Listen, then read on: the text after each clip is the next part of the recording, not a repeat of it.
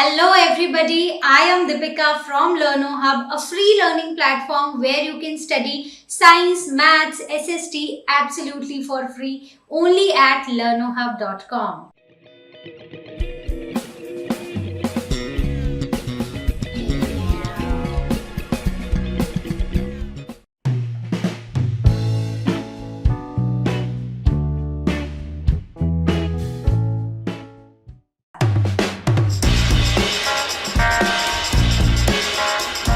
Question number 1. What is the term used for chemical secretion of endocrine glands responsible for changes taking place in the body?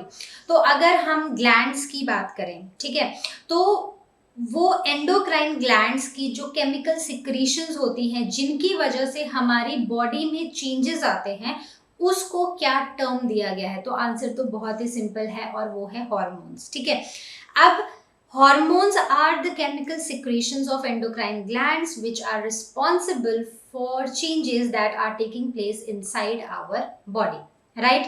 तो अगर हम glands की बात करें, ठीक है, तो हमने इस चैप्टर में दो तरह के ग्लैंड्स पढ़े हैं। कौन कौन से पढ़े हैं? एक तो ऑब्वियसली कौन से?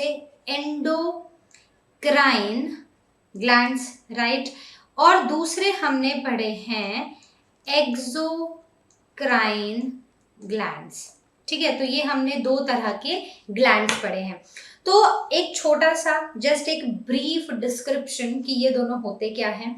तो एंडोक्राइन ग्लैंड्स वो ग्लैंड्स होते हैं जिनके पास डक्ट्स नहीं होती हैं, मतलब ये होते हैं डक्ट लेस ग्लैंड्स। ठीक है, और एक्सोक्राइन ग्लैंड्स कौन से होते हैं? ये होते हैं वो ग्लैंड्स जिनके पास डक्ट्स होते हैं। ठीक है, ये डक्ट्स क्या होते हैं? ये डक्ट्स होते हैं ट्यूब्स, ठीक है, या फिर कोई पैसेज होता है।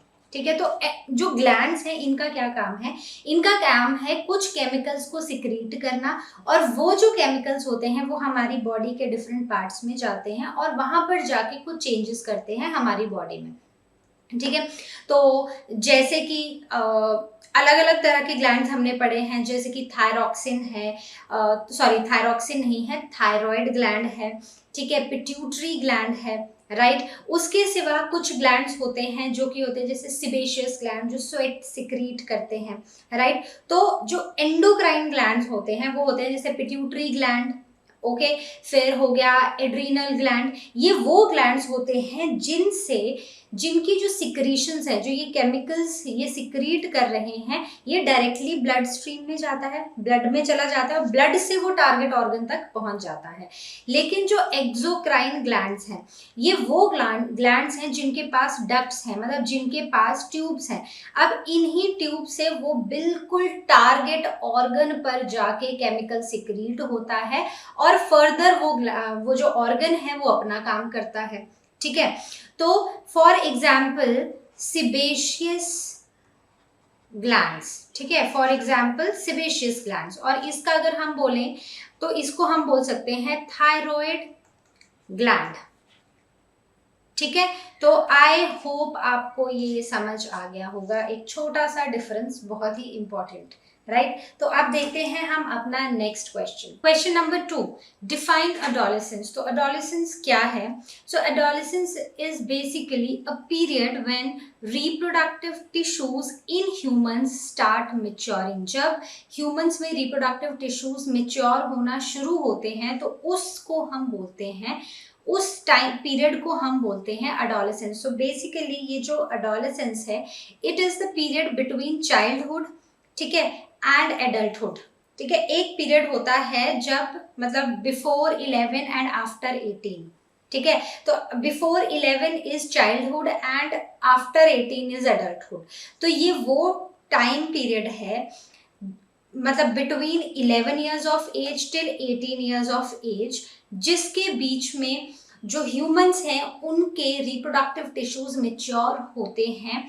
ठीक है, उनकी बॉडी में बहुत सारे चेंजेस आते हैं, जैसे अगर हम बॉयज़ की बात करें तो आवाज़ बहुत हैवी हो जाती है, फेशियल हेयर ग्रोथ हो जाती है। ठीक है, तो it is that period between childhood and adulthood. तो it begins at the age of 11 and last up to the age of 18। तो ये जो टाइम पीरियड है ना, ये थोड़ा सा वेरिएबल रहता है। किसी में 11 ईयर्स होगा, किसी में 12 पे स्टार्ट होगा, किसी में 13 पे, किसी में 16 पे खत्म हो जाएगा, किसी पे 18 में खत्म होगा। ठीक है, so it depends on person to person. ठीक है, एक इंसान की बॉडी पे डिपेंड करता है।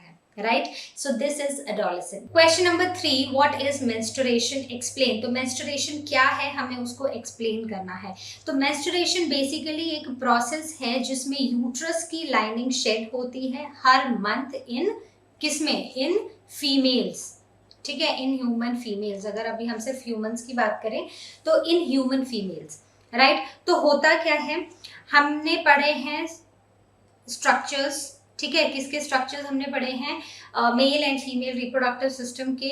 तो कुछ ऐसे ही होते हैं। राइट, तो ये क्या है, these are the fallopian tubes. ठीक है, and they are attached to the ovaries. Every female has a pair of ovary, मतलब कि 2 ओवरीज होती हैं और 2 ही फेलोपियन ट्यूब्स होती हैं।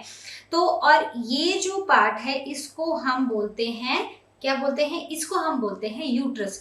तो हर महीने जो ह्यूमन फीमेल्स हैं उनकी जो बॉडी है, उनका जो रिप्रोडक्टिव सिस्टम है, एक बार जब प्यूबर्टी आ गई तो मेंस्ट्रुएशन कब स्टार्ट होगी, प्यूबर्टी पे स्टार्ट होगी। ठीक है, प्यूबर्टी पे क्या होगा कि जो ह्यूमन ओवरी है, मतलब जो फीमेल की ओवरी है, वो हर महीने एक एग रिलीज करना स्टार्ट कर देती है। तो ओवरी एक एग रिलीज करती है and through fallopian tube it travels till uterus. ठीक है, तो होता क्या है कि हर महीने क्योंकि एग रिलीज होगा तो देयर आर चांसेस कि वो एग फर्टिलाइज हो जाए। ठीक है, तो अब उस एग को अगर वो एग फर्टिलाइज हो गया तो इसका मतलब है कि उसकी बॉडी में, उस फीमेल की बॉडी में क्या आ जाएगा, एक बेबी आ जाएगा। ठीक है, तो उसके लिए वो जो यूट्रस है, यूट्रस में वो आके इम्प्लांट हो जाएगा। ठीक है, यहाँ पर आकर इम्प्लांट हो जाएगा। तो उसके लिए ह्यूमन फीमेल का रिप्रोडक्टिव सिस्टम खुद को प्रिपेयर करता है टू नरिश दैट बेबी। ठीक है, जो एक फर्टिलाइज्ड एग है, जैसे ही वो इम्प्लांट होगा तो उसको नरिशमेंट प्रोवाइड करनी पड़ेगी ताकि वो ग्रो हो। तो उसके लिए हर महीने ह्यूमन बॉडी, जो ह्यूमन फीमेल्स हैं या जो फीमेल्स हैं, उनका जो यूट्रस है वो प्रिपेयर करता है खुद को, ताकि अगर एक एग फर्टिलाइज हो जाए तो वो उसको ग्रो करने में उसकी हेल्प कर सके। तो यहाँ पर क्या होता है कि बहुत सारी ब्लड वेसल्स आ जाती हैं। ठीक है, और एकदम थिक हो जाती है यूट्रस की वॉल। अब क्या होता है कि अगर मान लो एग फर्टिलाइज हो गया, ठीक है, फर्टिलाइजेशन कहाँ होती है, यहाँ पर होती है। ठीक है, फेलोपियन ट्यूब में होती है। जो स्पर्म है वो यहाँ तक ट्रेवल करता है फेलोपियन ट्यूब तक, और वहां पर फर्टिलाइजेशन होती है। अब अगर फर्टिलाइजेशन नहीं हुई तो एग जो है वो यहाँ तक आएगा, फर्टिलाइजेशन नहीं हुई तो अब ये जो एंडोमेट्रियल वॉल है वो ब्रेक डाउन हो जाएगी, वो टूट जाएगी। And through vagina, this is called vagina, and through vagina ये ब्लड की फॉर्म में और म्यूकस की फॉर्म में ये सारी की सारी lining along with this egg, वो सब के सब जो है वो बॉडी से बाहर निकल जाएंगे। तो जो मेंस्ट्रुएशन होती है it takes from 2 to 6 days and again it depends on female to female. ठीक है, उनकी बॉडी पे कईयों में 2 दिन में होती है, कईयों में 4 में होती है, कईयों में 6 दिन में होती है। सो I just summarize what I had said. So uterus prepares itself to receive a fertilized egg every month, right? So the inner lining of the uterus, it becomes thick and is supplied with blood to nourish the embryo, right? If the egg is not fertilised, अगर अब egg fertilize नहीं हुआ तो जो lining है uterus की वो break हो जाएगी and it is released in the form of blood and you can write mucus. ठीक है, not this, mucous, right? So it is released in the form of blood and mucus through vagina, and this time period is variable 2 to 8 या 2 to 6, कईयों में 2 to 7, so it is variable in all the females, right? So this is called menstruation which starts at puberty. puberty पे क्यों start होती है? क्योंकि puberty पर ही जो human females हैं उनकी ओवरीज जो है वो एग्स रिलीज करना स्टार्ट करती हैं। तो उस एग के रिलीज होने पे जो यूट्रस है वो खुद को प्रिपेयर करता है, उसकी अगर वो एग फर्टिलाइज हो गया तो उसको एम्ब्रायो को क्या करना है, उसको एम्ब्रायो को नरिश करना है, तो उसके लिए वो एकदम थिक लाइनिंग बना लेता है। लेकिन जब एग फर्टिलाइज नहीं होता है तो वो सारी की सारी lining in the form of blood and mucus it comes out of the vagina, right? So I hope this is clear and this is very important. So let's see our next question. Question number 4, list the changes in the body that take place at puberty. तो puberty में एक इंसान की body में क्या क्या changes आते हैं? तो अगर हम इन चेंजेस की बात करें तो ये बहुत ही विजिबल चेंजेस होते हैं। मेल्स में और फीमेल्स में कुछ सिमिलर चेंजेस आते हैं, कुछ अलग तरह के चेंजेस आते हैं, ठीक है?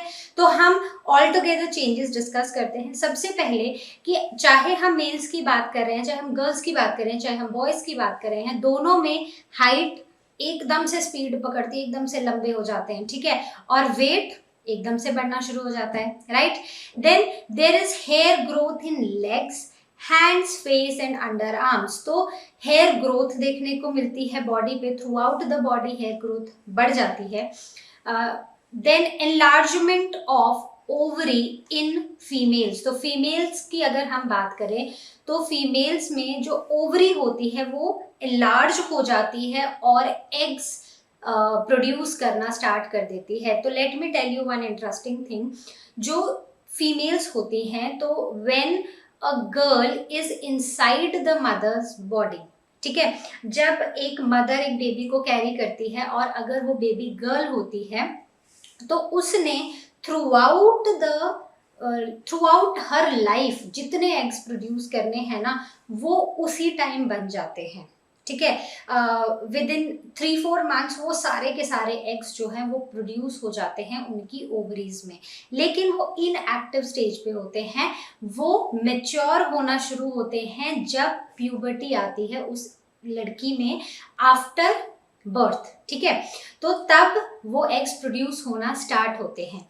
देन नेक्स्ट अगर हम मेल्स की बात करें, अगर हम बॉयज़ की बात करें तो जैसे फीमेल्स में क्या आ रहा है, गर्ल्स में एनलार्जमेंट हो रही है ओवरी की, ओवरी एनलार्ज हो रही है। मेल्स में क्या होता है, टेस्टीज ग्रो होती हैं and they start producing sperm. तो बेसिकली क्या हो रहा है, गर्ल्स और बॉयज दोनों में जो उनके रिस्पेक्टिव ऑर्गन्स हैं जहां पर गैमीट बनता है, ठीक है, वो एनलार्ज हो रहे हैं, वो ग्रो हो रहे हैं और वो गैमीट प्रोड्यूस करना स्टार्ट करते हैं, right? Then broad shoulders and chest in males. तो अगर हम बॉयज की बात करें तो जो शोल्डर्स हैं वो ब्रॉड हो जाते हैं, चेस्ट ब्रॉड हो जाती है। वहीं पर अगर हम फीमेल्स की बात करें तो जो वेस्ट के नीचे का एरिया है वो वाइड हो जाता है, ठीक है? वेस्ट के नीचे का एरिया वाइड होना शुरू हो जाता है। Then excessive secretion of oil from skin causing acne, right? तो अब ये दोनों में होता है, गर्ल्स में भी होता है, बॉयज में भी होता है कि बहुत ज़्यादा ऑयल सिक्रीशन स्टार्ट हो जाती है, एक्सेसिव ऑयल सिक्रीशन स्टार्ट हो जाती है और फेस पे या यूजुअली फेस पे ही होते हैं एक्ने, ठीक है, पिंपल्स आना स्टार्ट हो जाते हैं। Then there is change in voice in case of boys. तो बॉयज में एक स्टेज ऐसी आती है जब उनकी जो आवाज़ है ना वो अचानक से बदलने लग जाती है, ठीक है? So it occurs at the time of puberty, so लायरिंग्स become prominent, ठीक है? जो लायरिंग्स होता है, अगर आप फीमेल्स को देखोगे, अगर आप गर्ल्स को देखोगे और आप बॉयज़ को देखोगे तो जो लायरिंग्स है गर्ल्स में वो नहीं दिखाई देता है, बट बॉयज़ के केस में वो बहुत ही प्रोमिनेंट होता है, वो मतलब ऐसे नेक में बाहर अलग से दिखाई देता है, वो बहुत ही विजिबल होता है, right? So I hope these changes are clear to everybody. Let's see our next question. Let us start with question number 5। Prepare a table having 2 columns depicting names of endocrine glands and hormones secreted by them. तो हमें एक table बनाना है जिसमें एक तरफ हमको लिखने हैं एंडोक्राइन ग्लैंड्स और दूसरी तरफ हमें लिखने हैं जो हार्मोन वो पर्टिकुलर एंडोक्राइन ग्लैंड सिक्रीट करता है। ठीक है, तो सबसे पहला endocrine gland that is ovary. ठीक है, ओवरी एक एंडोक्राइन ग्लैंड है जो कि सिक्रीट करता है एस्ट्रोजन। ठीक है, वो थ्रू आउट प्रेगनेंसी एक बहुत ही इंपॉर्टेंट हार्मोन है, प्रेगनेंसी के दौरान ये चाहिए होता है। अब अगर हम बात करें एंडोक्राइन ग्लैंड्स की तो एक बार मैं फिर से रिकॉल कर देती हूँ कि ये डक्टलेस होते हैं। डक्टलेस होते हैं मतलब कि इनका जो सिक्रीशन है वो डायरेक्टली ब्लड में जाता है और ब्लड से वो टारगेट ऑर्गन तक पहुंचता है। ठीक है, so I hope this is you are able to recall endocrine glands now. Then second is testes. Testes भी एक बहुत ही important hormone secrete करती हैं, that is testosterone. Okay, then pancreas secrete करती हैं insulin. ठीक है, इनके बहुत ज़्यादा इंपॉर्टेंट फंक्शंस हैं जो आई फील कि इस क्लास में डिस्कस करने की ज़रूरत नहीं है। वो जब आप क्लास 10 में जाएंगे और आप कंट्रोल एंड कोऑर्डिनेशन पढ़ेंगे उस टाइम पर ये चीज़ें आप डिस्कस करेंगे। ठीक है, then adrenal gland as its name, so similar is the name of the hormone that is adrenaline. ठीक है, then thyroid that is thyroxine, very similar to the name of the gland.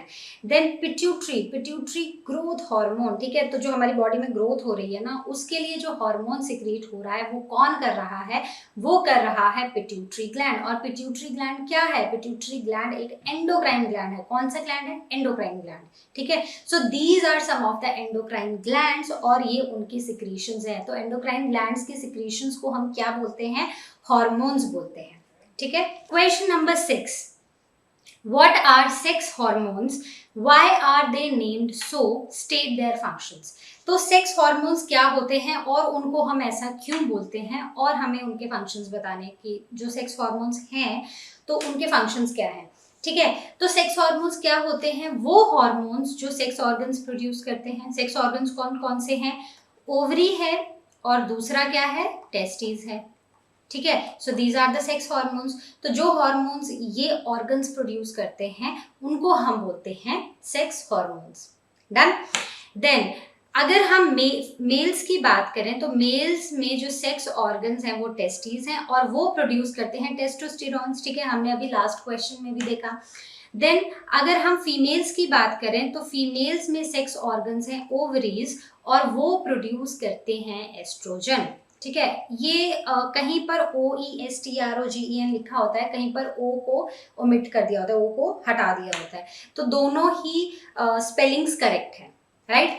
अब उसके बाद अगर हमसे पूछा है कि इनको ऐसा क्यों बोलते हैं, इनको ऐसा इसलिए बोलते हैं क्योंकि ये जो हार्मोन्स हैं वो सेक्स ऑर्गन्स प्रोड्यूस करते हैं, इसलिए हम इनको सेक्स हार्मोन्स बोलते हैं। अब इनके फंक्शंस बताने हैं, तो किस किस के फंक्शन बताने हैं, टेस्टोस्टेरॉन और एस्ट्रोजन के फंक्शन बताने हैं हमें। तो टेस्टोस्टेरॉन जो होता है उससे क्या होता है, जब प्यूबर्टी पे ये हार्मोन्स रिलीज होना शुरू होते हैं और ये क्या करते हैं, ये फेशियल और प्यूबिक हेयर की ग्रोथ करते हैं। ठीक है, फेस पे हेयर, बॉडी में हेयर, प्यूबिक एरियाज में हेयर, तो ये किसकी वजह से होता है, this is due to the release of testosterone hormone. उसके सिवाय डीपनिंग ऑफ वॉइस, वही जो हम चेंज ऑफ वॉइस की बात कर रहे थे, ठीक है, that occurs due to testosterone in males.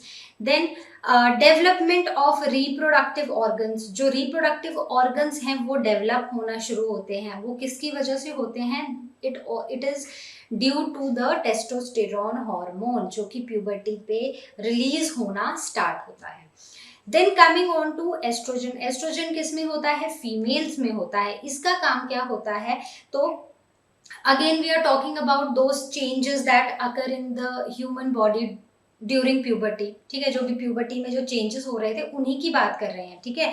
तो आपने टेस्टोस्टेरोन के फंक्शंस देखे, तो ये वही चेंजेस हैं जो हमने उस क्वेश्चन में पढ़े थे। वैसे ही जब हम एस्ट्रोजन के देख रहे हैं, ब्रेस्ट एनलार्जमेंट, ठीक है, फीमेल्स में ब्रेस्ट एनलार्ज होना शुरू होती है एट प्यूबर्टी, और ये किसकी वजह से होती है, ये होती है ड्यू टू एस्ट्रोजन, ठीक है, इस हार्मोन की वजह से। उसके बाद डेवलपमेंट ऑफ रिप्रोडक्टिव ऑर्गन्स, तो सेम मेल्स में भी फीमेल्स में भी, और इसमें प्यूबिक हेयर ग्रोथ भी होती है, ठीक है। हमें कुछ बताने थे, बहुत सारे हैं, आप और भी मेंशन कर सकते हो।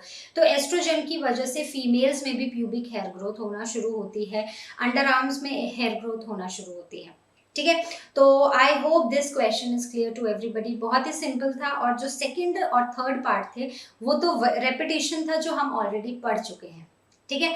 चलिए अब हम देखते हैं अपना next question, question number 7, choose the correct option. So question है, adolescents should be careful about what they eat because, तो adolescents को ना बहुत ही केयरफुल रहना चाहिए कि वो क्या चीजें खा रहे हैं, क्यों।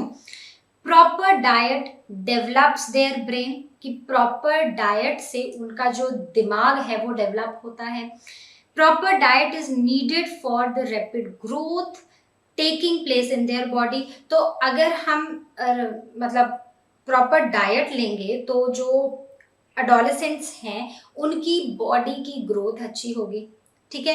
Then adolescents feel hungry all the time, कि अडोलेसेंट्स को हमेशा भूख ही लगी रहती है, बस खाना खाना है उनको हर बार। Then taste buds are well developed in teenagers, तो ऐसा नहीं है, ठीक है। तो अगर हम फर्स्ट ऑप्शन की बात करते हैं, proper diet develops their brain, तो इसमें क्या है कि ब्रेन डेवलपमेंट जो है ना वो लाइफ के अर्ली स्टेजेस में हो जाती है, अप टू फ्यू पहले कुछ 5-6 साल तक, ठीक है। तो ये तो रीजन नहीं है, अडोलेसेंस में ब्रेन की ग्रोथ नहीं हो रही होती है उस टाइम, ठीक है, वो एक रीजन नहीं है प्रॉपर बैलेंस्ड डाइट लेने का। Then proper diet is needed for rapid growth, तो हमने जितने भी चेंजेस पढ़े उसमें हमने देखा कि वेट बढ़ रहा है, हाइट बढ़ रही है, ठीक है, बॉडी में चेस्ट ब्रॉड हो रही है, ब्रेस्ट एनलार्जमेंट हो रहा है, वेस्ट के नीचे का जो एरिया है वो एनलार्ज हो रहा है। तो उस केस में मतलब क्या हो रहा है, बेसिकली ग्रोथ हो रही है बॉडी की, बॉडी बढ़ रही है, मतलब वेट में या हाइट में, तो उसकी वजह से बैलेंस्ड डाइट लेना बहुत जरूरी है। So the correct option is 2। वहीं पर अगर हम थर्ड ऑप्शन देखें, adolescents feel hungry all the time, तो ये तो वैलिड रीजन नहीं है, ठीक है। उनको भूख लगती है क्योंकि बढ़ रहे हैं, बट इसलिए उनको बैलेंस्ड डाइट लेनी है, वो एक लाइक अप्रोप्रिएट ऑप्शन नहीं है। Okay, then taste buds are well developed in teenagers, तो जो टेस्ट बड्स हैं वो वेल डेवलप्ड होते हैं टीनेजर्स में, तो वो अर्ली स्टेजेस में ही होना शुरू हो जाते हैं, ठीक है। तो ये भी एक गलत ऑप्शन है। So the correct option is 2, ठीक है। अब देखते हैं हम अपना next question, choose the correct option B, reproductive age in women starts when there. तो अगर हम एक फीमेल की बात करें तो फीमेल में रिप्रोडक्टिव एज कब स्टार्ट होती है, जब मेंस्ट्रुएशन स्टार्ट होती है, या जब ब्रेस्ट डेवलप होना स्टार्ट होती है, या जब बॉडी वेट इंक्रीज होना स्टार्ट होता है, या जब हाइट इंक्रीज होना स्टार्ट होती है। तो कहीं ना कहीं ये सारे ही चेंजेस हैं, सही है, ठीक है। लेकिन अगर हम इसमें मोस्ट अप्रोप्रिएट की बात करें तो वो है मेंस्ट्रुएशन स्टार्ट होती है, ठीक है। रिप्रोडक्टिव एज तब स्टार्ट होती है जब मेंस्ट्रुएशन स्टार्ट होती है, और जब रिप्रोडक्टिव एज स्टार्ट होती है तो उनमें एक सेक्स हार्मोन रिलीज होता है जो कि होता है ईस्ट्रोजन, जिसकी वजह से ब्रेस्ट डेवलप होना शुरू होती है, वेट बढ़ता है, हाइट बढ़ती है, ठीक है। So the correct option is 1। Then C part, the right meal for adolescents consist of, तो अगर हम करेक्ट मील की बात करें तो हम जैसे ए पार्ट में भी हम बैलेंस डाइट की, प्रॉपर डाइट की बात कर रहे थे, तो उनकी जो राइट मील है एडोलेसेंट्स का उसमें क्या क्या होना चाहिए, चिप्स, नूडल्स और कोक तो नहीं, क्योंकि ये सारा का सारा जंक है, ठीक है, नो। देन चपाती, दाल, वेजिटेबल्स, तो यस, चपाती इंपॉर्टेंट है, दाल पल्सेस लेना इंपॉर्टेंट है, और सारी की सारी वेजिटेबल्स लेना इंपॉर्टेंट है, ठीक है। So this is correct option. Then rice, noodles and burger. तो राइस तो ठीक है, राइस भी इंपॉर्टेंट है, बट नूडल्स और बर्गर अगेन वो एक बैलेंस डाइट में नहीं आते, इट इज अ जंक, ठीक है। Then vegetable cutlets, chips and lemon drink. So again this is wrong, so the correct option over here is 2, ठीक है। सो आई होप आपको ये समझ आया होगा। अब हम देखेंगे अपना next question, question number 8, right notes on Adam's apple. तो एडम्स एप्पल पे हमें एक नोट लिखना है। तो एडम्स एप्पल कहाँ पर देखने को मिलता है? तो हम बात करते हैं ह्यूमन मेल्स की। ह्यूमन मेल्स में लायरिंग्स होता है। तो प्यूबर्टी के टाइम क्या होता है कि जो लायरिंग्स है ना वो ग्रो करता है साइज में, और वो बहुत ही प्रोमिनेंट हो जाता है, मतलब इस रीजन में बहुत ही प्रोमिनेंटली वो अलग से एक बल्ज आउट हो जाता है थ्रोट से बाहर को, और वो बहुत प्रोमिनेंट हो जाता है, दिखाई देने लगता है, ठीक है। So this protruding part, it is the protruding part of the throat, right. Then larynx become prominent, है ना, under the influence of sex hormone. और कौन सा सेक्स हार्मोन? टेस्टोस्टेरोन हार्मोन, ठीक है। कौन सा सेक्स हार्मोन होता है मेल्स में? Testosterone, okay. और उसको सिक्रीट कौन करता है? Testis. Then vocal cords become thicker and longer. तो जो वोकल कॉर्ड्स होती हैं मेल्स की वो थिक हो जाती हैं और लंबी हो जाती हैं, जिसकी वजह से जो वॉइस है ना वो होर्स वॉइस हो जाती है, ठीक है। एक बहुत ही डीप जैसी वॉइस हो जाती है, एक अलग सी मतलब एक सॉफ्ट वॉइस नहीं होती है, होर्स एकदम अलग से आवाज उनकी सुनाई देने लगती है। Then in human females larynx is of small size. तो अगर हम फीमेल्स की बात करें, गर्ल्स की बात करें, तो प्यूबर्टी आने पर भी जो लायरिंग्स है वो इतना उनका ग्रो नहीं होता है, ठीक है, और वो और छोटा ही रहता है, it is small in size. तो फीमेल्स की वॉइस चेंज नहीं होती है, बट मेल्स में वॉइस चेंज होती है। So this protruding part of the throat is called as Adam's apple, right. Next देखते हैं बी पार्ट क्या है। B part, secondary sexual characters. तो अगर हम सेकेंडरी सेक्सुअल कैरेक्टर्स बोल रहे हैं तो प्राइमरी सेक्सुअल कैरेक्टर्स भी होते होंगे, ठीक है। तो प्राइमरी सेक्सुअल कैरेक्टर्स क्या होते हैं? ये वो कैरेक्टर्स होते हैं जो एक ह्यूमन में, गर्ल्स में और बॉयज में बर्थ के टाइम से प्रेजेंट होते हैं, और वो डायरेक्टली इन्वॉल्व होते हैं रिप्रोडक्शन में, ठीक है। वैसे ही अब सेकेंडरी सेक्सुअल कैरेक्टरिस्टिक्स क्या होते हैं? ये वो कैरेक्टरिस्टिक्स होते हैं जो कि प्यूबर्टी पे आते हैं, ठीक है। These characteristics appear during the phase of puberty and are different for males and females, ठीक है। तो अब ये कौन से कैरेक्टरिस्टिक्स होते हैं? प्राइमरी में क्या आएगा? प्राइमरी में अगर हम मेल्स की बात करें तो मेल्स में टेस्टीज हैं, ठीक है, स्क्रोटम है, ये सारे प्राइमरी कैरेक्टरिस्टिक्स हैं, और ये रिप्रोडक्शन में डायरेक्टली इन्वॉल्व हैं। वहीं पर अगर हम फीमेल्स की बात करें तो फीमेल्स में है जैसे वजाइना है, यूट्रस है, ओवरीज हैं, ये प्राइमरी कैरेक्टरिस्टिक्स हैं फीमेल्स में, और ये डायरेक्टली इन्वॉल्व है रिप्रोडक्शन में। वहीं पर सेकेंडरी सेक्सुअल कैरेक्टरिस्टिक्स अपीयर हुए कब? प्यूबर्टी में, और ये डिफरेंट होते हैं मेल्स में भी और फीमेल्स में भी, ठीक है। उसके बाद अगर हम यही डिस्कस करें कि मेल्स में कौन से होते हैं, फीमेल्स में कौन से होते हैं, तो ये अगेन वही रेपिटेशन है जो हमने ऑलरेडी पिछले 1-2 क्वेश्चंस में डिस्कस किया है। मेल्स में hoarse voice, appearance of beard, then chest hair, growth of hair in genital areas, ठीक है, pubic hair growth. Then coming on to females, तो females में beginning of the menstrual cycle, right, मतलब जो ovary है वो egg release करना start करेगी, breast growth, then growth of hair in the genital areas. अब ये जो सारे कैरेक्टरिस्टिक्स है, अगर आप इनको ध्यान से पढ़ो ना, इनमें से कोई भी कैरेक्टरिस्टिक ऐसा नहीं है जो कि रिप्रोडक्शन में इन्वॉल्व हो, okay. Primary sexual characteristics, they are involved in reproduction directly, but secondary sexual characteristics are not involved in reproduction, okay. So I hope this is clear to everybody. अगर जब भी आपको ये आएगा तो आप बता सकते हो कि ये कब आते हैं कैरेक्टरिस्टिक्स, और ये डायरेक्टली इन्वॉल्व नहीं होते हैं, मतलब ये इन्वॉल्व ही नहीं होते हैं रिप्रोडक्शन में, और मेल्स और फीमेल्स में क्या वो अलग अलग सेकेंडरी सेक्सुअल कैरेक्टरिस्टिक्स हैं जो देखने को मिलते हैं, ओके अब देखते हैं इसका सी पार्ट। क्वेश्चन नंबर 8 का C part, sex determination in unborn baby.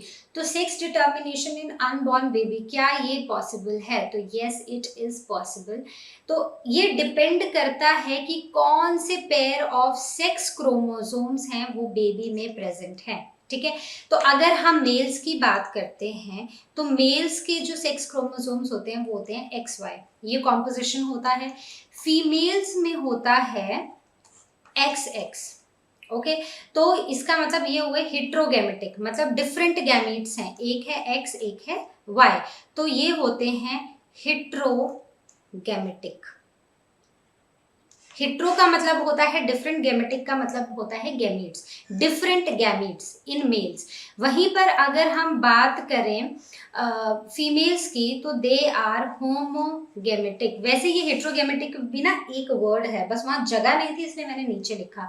Homo means same, ठीक है, गैमेटिक मतलब हम we are talking about gametes, तो मतलब कि इनके पास सेम गैमीट्स होते हैं। तो अब जब भी फर्टिलाइजेशन होगी तो इन्हीं क्रोमोसोम्स के अंदर होगी। ठीक है, अब अगर हम मेल्स की बात करें तो यहाँ से या तो एक्स आएगा क्रोमोसोम या वाई क्रोमोसोम आएगा।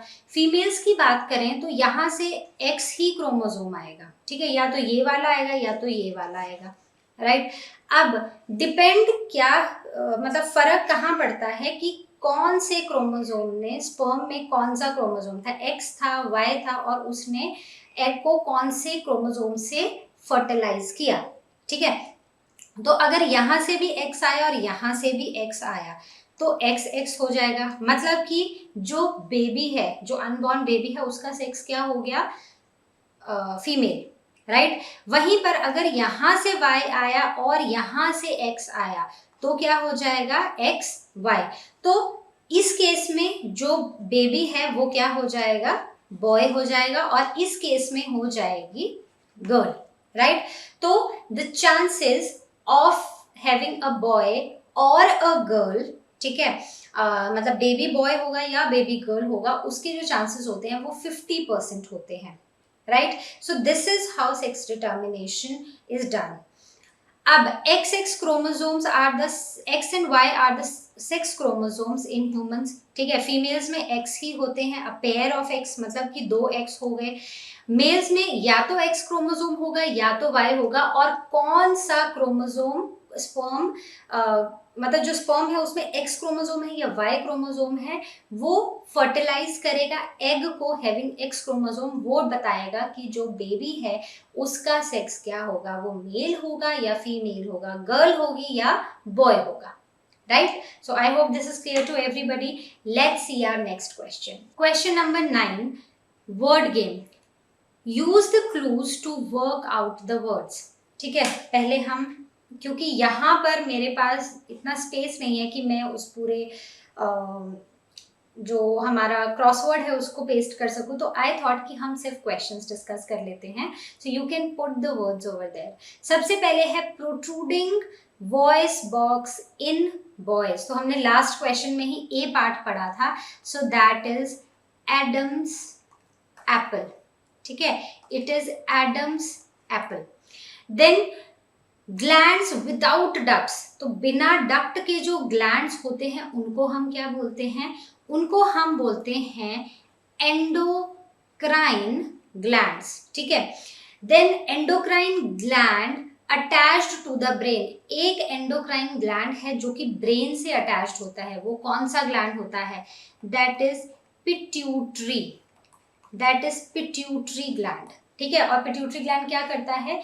ये एक ग्रोथ हार्मोन रिलीज करता है जो हमारी बॉडी की ग्रोथ में हेल्पफुल होता है। Then secretion of endocrine glands, तो जो एंडोक्राइन ग्लैंड्स होती हैं उनकी सिक्रीशंस को क्या बोलते हैं? हमने फर्स्ट क्वेश्चन पढ़ा था, क्या बोलते हैं? Yes, hormones. ठीक है, अब देख लेना वहां पर हॉर्मोन्स आ रहा है या हॉर्मोन आ रहा है, वो आप लिख लेना। देन पैनक्रियाटिक हार्मोन, तो पैनक्रियाटिक हार्मोन के बारे में हमें बताना है, कौन सा होता है जो हार्मोन पैनक्रियाज रिलीज करते हैं? That is insulin. ठीक है, उसके बाद है फीमेल हार्मोन, कौन सा होता है?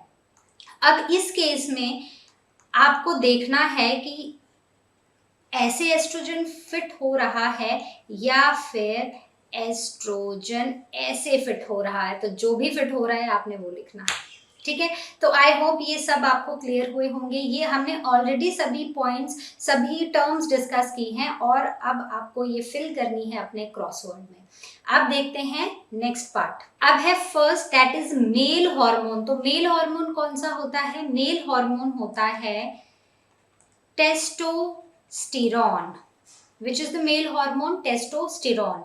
Then secretes thyroxine. तो थायरॉक्सिन को कौन सिक्रीट करता है? हमने एक टेबल पढ़ा था जिसमें एक तरफ हमने एंडोक्राइन ग्लैंड्स को लिखा था और एक तरफ हमने लिखा था उनके हार्मोन्स, उनकी सिक्रीशंस। तो थायरॉक्सिन को सिक्रीट करता है थायराइड, ठीक है। आई डोंट थिंक कि वहां पर ग्लैंड लिखने की जगह होगी, सिर्फ थायराइड लिखने की जगह होगी। Then another term for teenage. तो एक और टर्म है जो हम टीनेजर्स के लिए यूज करते हैं, दैट इज, बहुत ही simple, question number 2, define adolescence. So that term is adolescence. Okay, so fifth part, that is hormone reaches here through blood stream. तो ये जो हार्मोन है वो ब्लड स्ट्रीम से वहां पर पहुंचते हैं, तो उसको हम क्या बोलते हैं? उस जगह को हम बोलते हैं टारगेट साइट, ठीक है। सो यू रिमेंबर, मैंने एक छोटा सा वो बनाया था, एक फ्लो चार्ट सा, जिसमें मैं लिखे थे कि एंडोक्राइन ग्लैंड्स, उनकी सिक्रीशन जाती है ब्लड में, ब्लड से वो कहाँ पर पहुंचते हैं? अपने टारगेट साइट पर। Then voice box, voice box को एक और नाम दिया जाता है, that is larynx. Okay, then term for changes in adolescence. तो एडोलेसेंस में जो चेंजेस आते हैं उसको हम बोलते हैं puberty, right. So I hope this is clear to everybody. बहुत ही सिंपल थे और हर एक टर्म जो है वो हम पीछे किसी ना किसी फॉर्म में, किसी ना किसी क्वेश्चन में डिस्कस कर चुके हैं। अब देखते हैं हम अपना next question. Question number 10, the table below shows the data on likely heights of boys and girls as they grow in age. Draw graphs showing height and age for both boys and girls on the same graph paper. What conclusions can be drawn from these graphs? तो हमें height, as और height दी गई है boys and girls की, और हमें एक graph भी दिया है जिसमें जो पिंक लाइन है वो रिप्रेजेंट कर रही है गर्ल्स हाइट और ब्लू लाइन रिप्रेजेंट कर रही है बॉयज की हाइट को। तो हमें कंक्लूजन बताना है कि ये जो ग्राफ है या ये जो हमें डेटा दिया है इससे हमें क्या कंक्लूजन देखने को मिलता है। तो अगर हम देखेंगे तो initially at the time of birth दोनों की जो हाइट्स है ना वो सेम है, ठीक है, कोई फर्क नहीं है। उसके बाद मतलब एट द एज ऑफ 4 तो बॉयज की हाइट थोड़ी ज़्यादा जल्दी बढ़ रही है गर्ल्स की हाइट से। उसके बाद जैसे जैसे वो at around 8 years of age दोनों में बॉयज की हाइट ज़्यादा बढ़ रही है, मतलब boys are taller as compared to girls. फिर उसके बाद एक एज आती है एट अराउंड 12 मतलब एट अराउंड प्यूबर्टी, ठीक है। तो प्यूबर्टी में क्या होता है, गर्ल्स की जो एज है ना वो एकदम यहाँ पर शूट अप हो जाती है, मतलब एकदम स्टेडी इंक्रीज हो जाता है हाइट का, और बॉयज की हाइट थोड़ी सी स्लो रहती है अभी भी, ठीक है। उसके बाद प्यूबर्टी के बाद, क्योंकि जो गर्ल्स होती हैं उनमें प्यूबर्टी बॉयज से पहले आती है, इसलिए जो गर्ल्स की हाइट है वो जल्दी, मतलब ऑलमोस्ट बॉयज से 1-2 साल जल्दी पहले बढ़ना शुरू हो जाती है। और उसके बाद एक एज आती है at around you can say 18 years, 16, 17 और 18 years, जब दोनों की हाइट बराबर हो जाती है और स्टेडी हो जाती है, ठीक है। उसके बाद आफ्टर 16 years ऑफ एज जो बॉयज हैं वो बहुत ही जल्दी से ग्रो करते हैं हाइट में और हाइट लंबी हो जाती है, और गर्ल्स जो हैं वो जनरली देखा गया है, मतलब अगर हम एक वाइड एरिया पे नज़र मारें, ठीक है, वाइड लोगों पे ब्रॉड प्रोस्पेक्टिव में देखें तो जो बॉयज़ की एज हो, सॉरी एज नहीं, जो हाइट होती है वो ज़्यादा होती है एज कंपेयर टू गर्ल्स, ठीक है। गर्ल्स की एक टाइम पे वो रुक जाती है, लेकिन उस टाइम पर बॉयज़ अभी भी हाइट में ग्रो कर रहे होते हैं, ठीक है। So this is the conclusion that we get from this data. Okay, so I hope this is clear to everybody. So with this, we finished all the NCERT questions of the chapter Reaching the Age of Adolescence. तो I hope आपको ये समझ आए होंगे. कोई भी doubt हो तो आप एक बार फिर से गो थ्रू कर सकते हैं इन क्वेश्चंस को. अब हम मिलेंगे अपने नेक्स्ट चैप्टर में, और तब तक जैसा कि आप जानते हैं, लर्नो हब फ्री है पर बेस्ट है.